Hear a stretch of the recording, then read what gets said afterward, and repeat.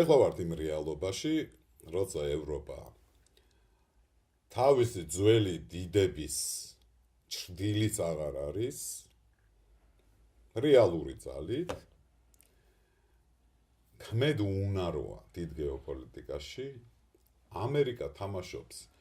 ისეთ არეულ და ამღვრეულ თამაშს რომ ბოლომდე ვერ ერკვევა პრაქტიკულად ვერავის საბოლოო ჯამში რა უნდა თუმცა რაღაც შედეგზე გავიდა ახლა მშრალი რეალობა რო შეაფასო რუსეთი დაკავდა უკრაინაში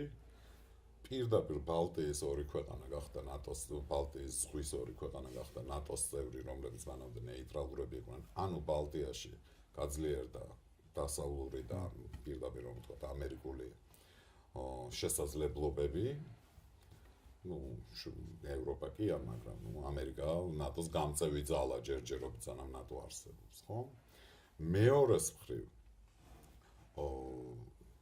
სირიაში პირდაპირ მოხდა კი ბატონო დღეს სხვადასხვა საერთოდ დანებდა ქურთული წინააღმდეგობის მოძრაობა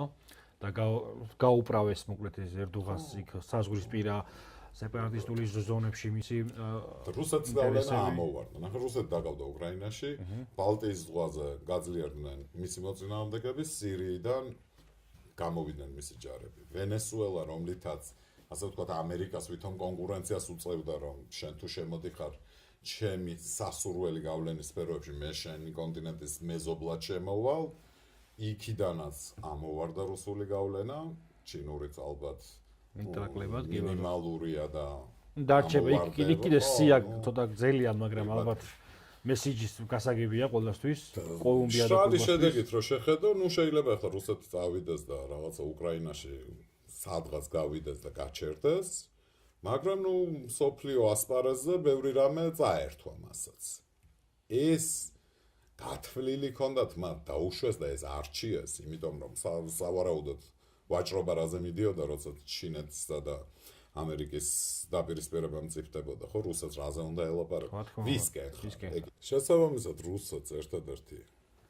რისი მოთხოვნაც ალბათ ქონდა ამ პირობებში ამ დაპირისპირების და სურვილიც, ეს იყო